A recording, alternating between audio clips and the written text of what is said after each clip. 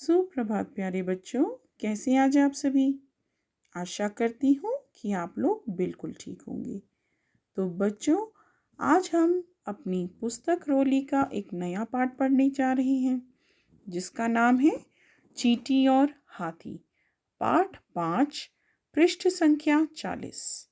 बच्चों, ये कहानी है एक हाथी के बारे में जो बहुत ही शरारती और घमंडी था, जिसको दूसरों को परेशान करने में बहुत मज़ा आता था। तो इस पाठ में हम देखेंगे कि कोई भी छोटा और कमज़ोर नहीं होता बच्चों। चाहे वो दिखने में ज़रूर छोटा हो, लेकिन वो बहुत शक्तिशाली भी हो सकता है, बुद्धिमान भी हो सकता है। तो हमें किसी को के साथ भेदभाव नहीं करना चाहिए। तो आइए बच्चों, हम इस कहानी को पढ़ते हैं।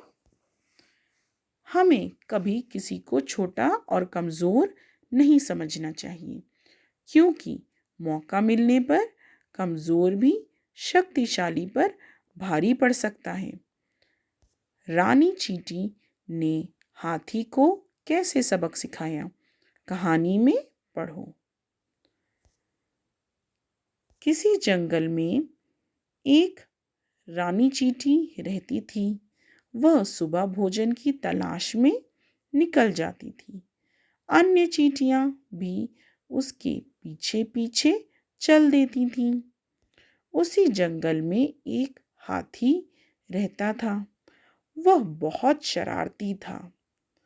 वह दिन भर इधर उधर घूमता रहता, पेड़ पौधों को तोड़ता, कभी अपनी सूंड में पानी भरकर लाता और जानवरों के ऊपर डाल देता। जंगल के जानवर उससे बहुत परेशान रहते थे।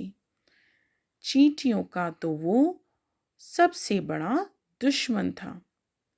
जहां भी वो चींटियों को देखता, कुचल देता। रानी चींटी यह देखकर बहुत दुखी होती थी। एक दिन रानी चींटी हाथी से बोली, तुम दूसरों को बहुत तंग करते हो, यह अच्छी बात नहीं है। हाथी ने घमंड से कहा, चुप रहो, मेरी जो इच्छा होगी मैं वही करूँगा। तुम छोटी और कमज़ोर हो, ज़्यादा बोलोगी तो तुम्हें भी कुचल दूंगा। चींटी को क्रोध तो बहुत आया, पर वो चुप हो गई।